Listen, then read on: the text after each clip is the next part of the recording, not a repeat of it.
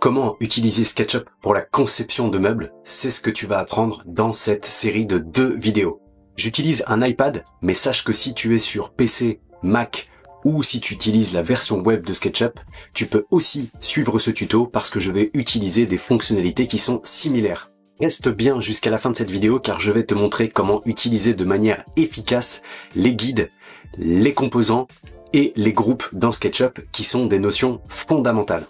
Je te donnerai aussi le programme de la 2e vidéo avec une surprise étonnante grâce à l'intelligence artificielle. Sache qu'avoir le plan de tes meubles avec toi à l'atelier va te faire gagner beaucoup de temps et va t'éviter de faire de nombreuses erreurs. Donc je te conseille vraiment d'investir ce temps dans la conception des plans de tes meubles. Allez, c'est parti, je te montre tout de suite ce que l'on va modéliser ensemble sur SketchUp.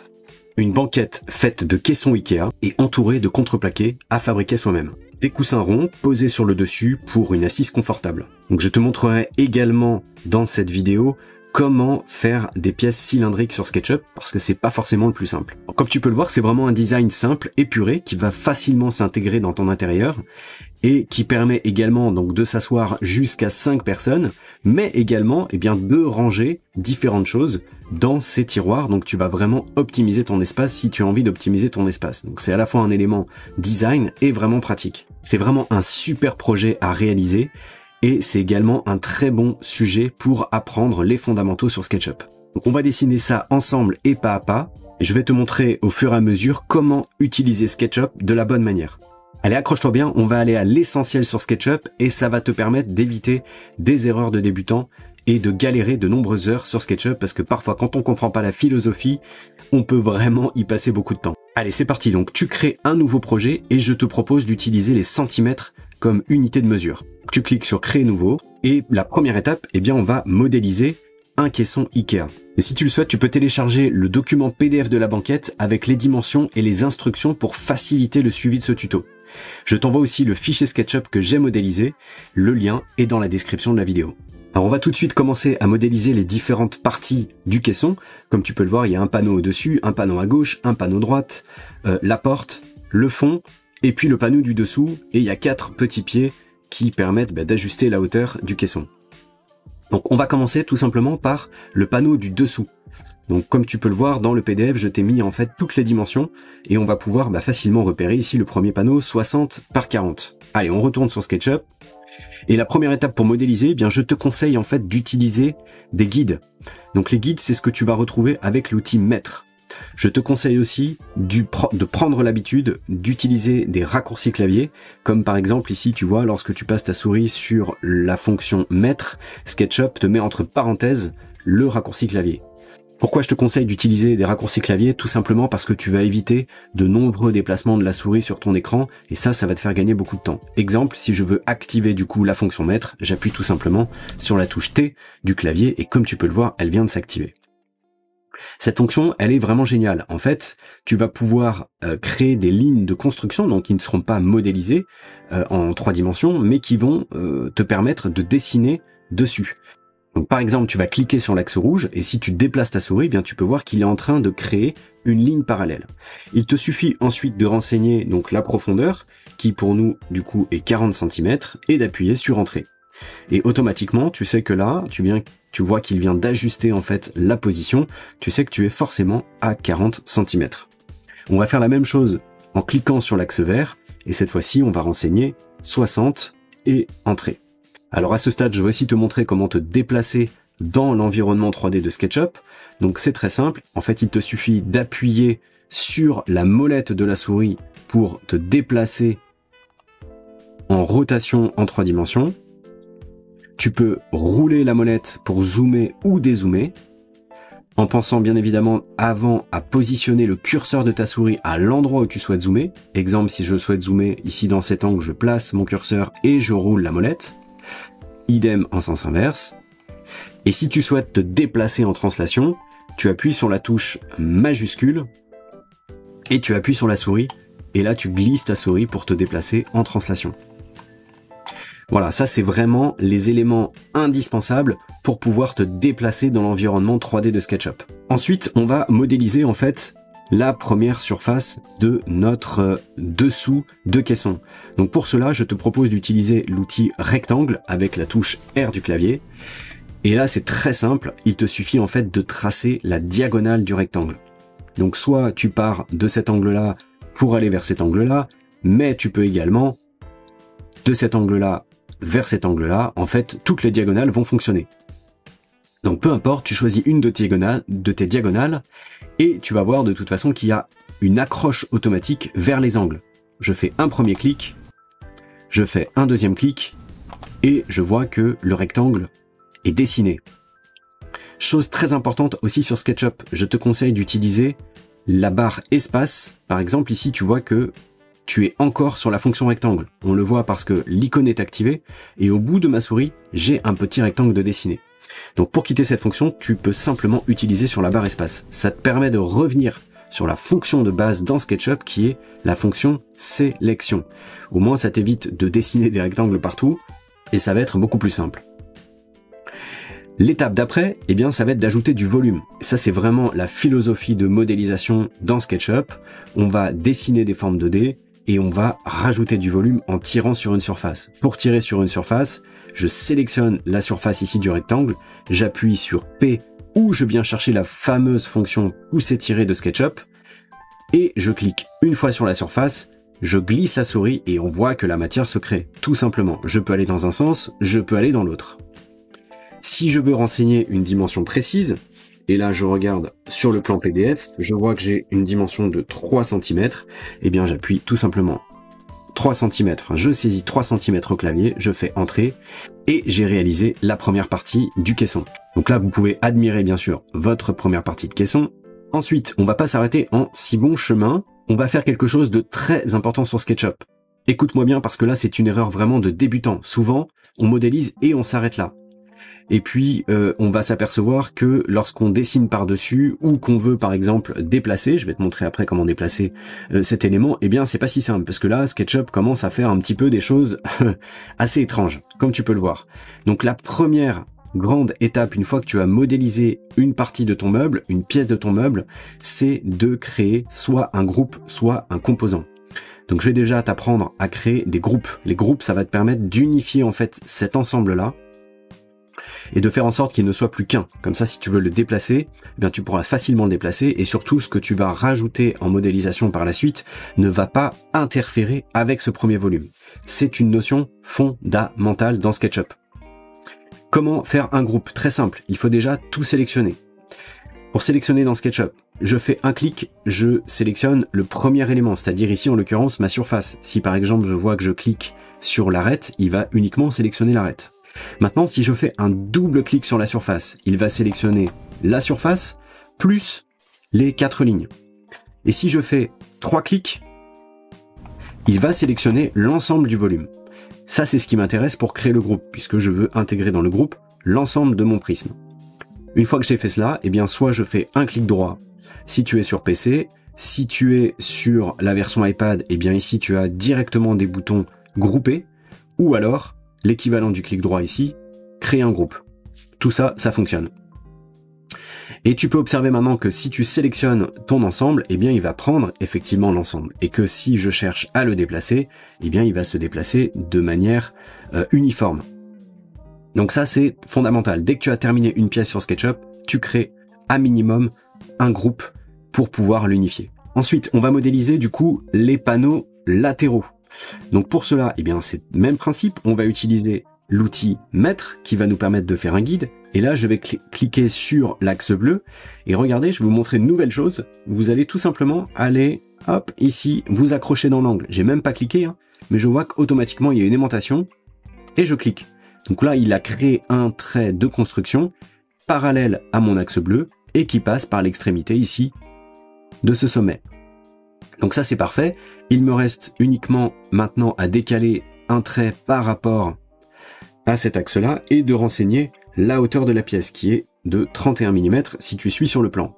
Je fais entrer, j'ai plus qu'à modéliser le rectangle.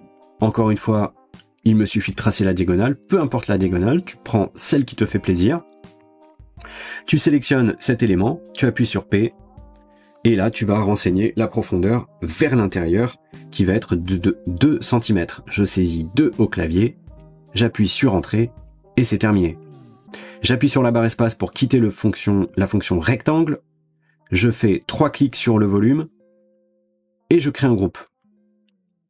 Et là, je vais te montrer une nouvelle fonction merveilleuse sur SketchUp, c'est la fonction copier. Tu vois ici le petit symbole déplacé que tu peux activer également avec la touche M du clavier. Mais si tu rajoutes la fonction copier, tu vas pouvoir très facilement, donc je vais zoomer pour que tu puisses bien voir, cliquer sur cette extrémité et la déplacer vers cette extrémité. Barre espace, et là je viens de copier mon composant. Donc on voit à quel point SketchUp est quand même vraiment très bien fait pour la conception de meubles parce que ça va très vite. Ensuite, eh bien, je vais faire la même chose pour le dessous. Donc je clique sur la première forme que l'on a modélisée, je vais chercher la fonction copier et je déplace cet élément vers le haut dans cet angle. Et j'ai déjà bien modélisé le caisson. Tu vois que ça va vraiment extrêmement vite. Maintenant, on va représenter le fond.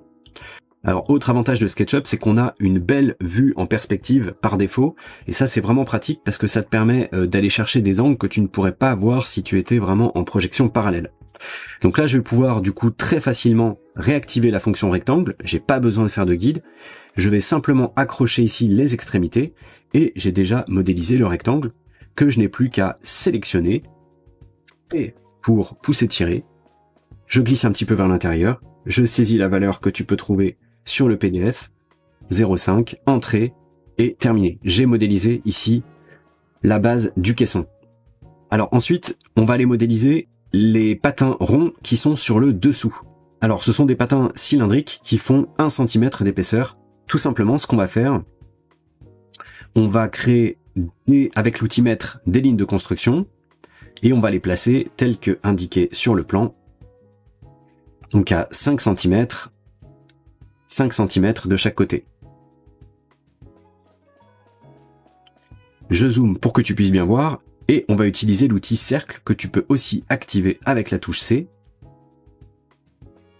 On clique une fois sur le centre du cercle, donc c'est le centre qu'on vient de définir avec les lignes de construction, et je vais renseigner le rayon, puisque tu peux voir ici que dans le champ en haut, c'est là qu'il te demande de saisir les valeurs, il te demande en fait la valeur du rayon.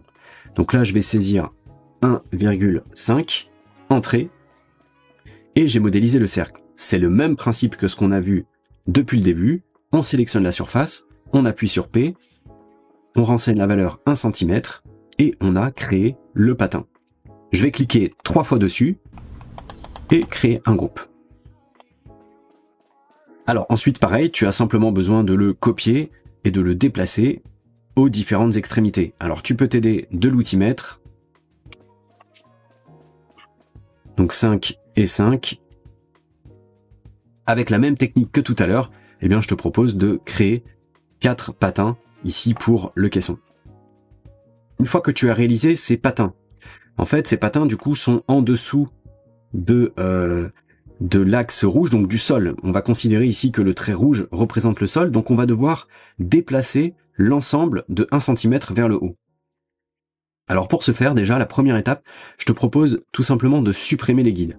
Pour ça, il y a une fonction dans SketchUp qui va te permettre tout simplement de supprimer les guides. Tu cliques une fois ici sur guide, supprimer les guides, ça te permet d'épurer un peu ton interface. Tout simplement, tu vas pouvoir, avec l'outil sélection, dessiner une fenêtre de sélection. Donc là, je vais faire une fenêtre qui englobe l'ensemble de mon meuble et je vais pouvoir le déplacer tout simplement. Et si je veux le déplacer de 1 cm, il me suffit de prendre un repère, n'importe où, de me déplacer dans le sens que je souhaite et de saisir 1 cm. Au clavier, je fais entrer. Et maintenant, on peut le voir ici, le meuble est bien re-référencé par rapport à l'axe rouge et au sol. Ok, on va maintenant modéliser la porte du caisson. Donc pour cela, eh bien, je vais utiliser encore une fois l'outil rectangle. Je vais simplement créer un rectangle sur toute la zone ici de mon caisson. Et je vais appliquer l'épaisseur de 2 cm que tu peux trouver sur le plan PDF.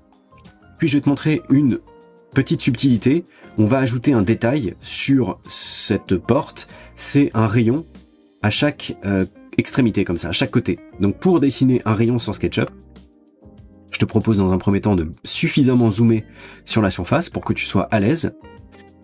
On va activer l'outil guide et on va aller chercher en fait le centre du rayon. On va dessiner le centre du rayon grâce à l'outimètre. Donc admettons que tu veux faire un rayon aller de 0,3 cm. Donc on va saisir 0,3 d'un côté, 0,3 de l'autre. Et du coup, l'intersection de tes deux lignes de construction te permet d'avoir le centre. Il te suffit ensuite d'aller chercher l'outil arc.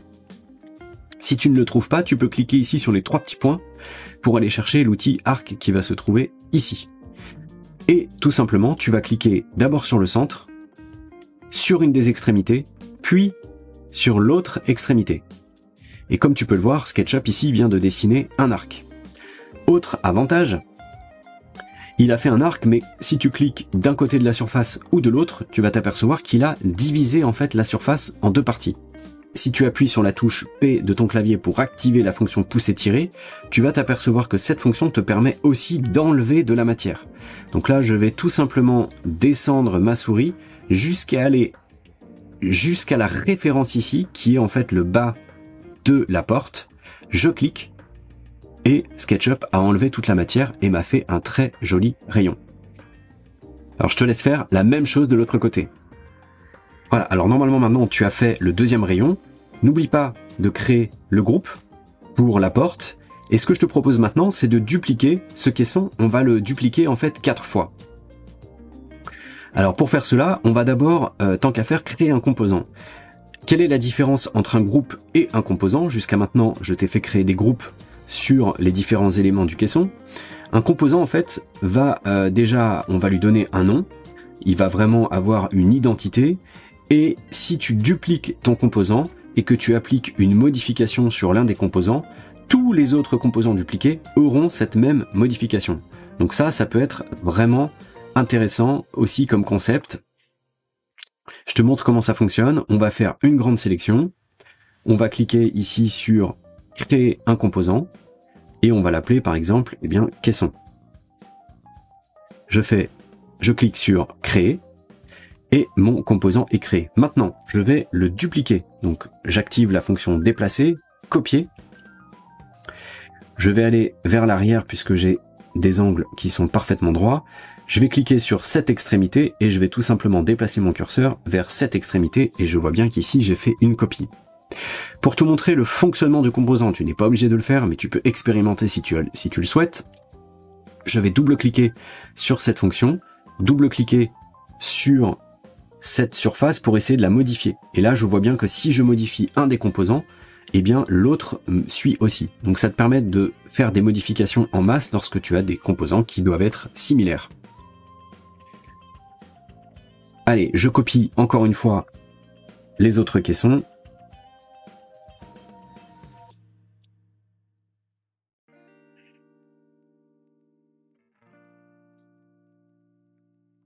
Voilà, maintenant tu as les 4 caissons qui sont les uns à côté des autres. C'était la première étape pour créer cette jolie banquette. C'est fini pour cette première partie. Pose tes questions en commentaire. Et puis bien sûr, si tu as aimé le contenu, laisse un pouce et abonne-toi à la chaîne. Ça va permettre à d'autres personnes de découvrir aussi cette vidéo. Donc comme prévu, je te donne le menu de la seconde vidéo. Donc bien sûr, on terminera la modélisation de la banquette. Et je vais aussi te montrer comment répartir automatiquement une répétition de composants. Tu verras que cette fonction est très pratique, mais un peu cachée dans SketchUp. Je te montrerai aussi comment réaliser de jolis plans que tu pourras emmener avec toi dans ton atelier. Et puis cerise sur le gâteau, je te montrerai comment faire des rendus comme celui-ci grâce à l'intelligence artificielle qui est maintenant intégrée dans SketchUp. Tu trouveras bien sûr le lien de la deuxième vidéo juste en dessous dans la description. Je te dis à tout de suite.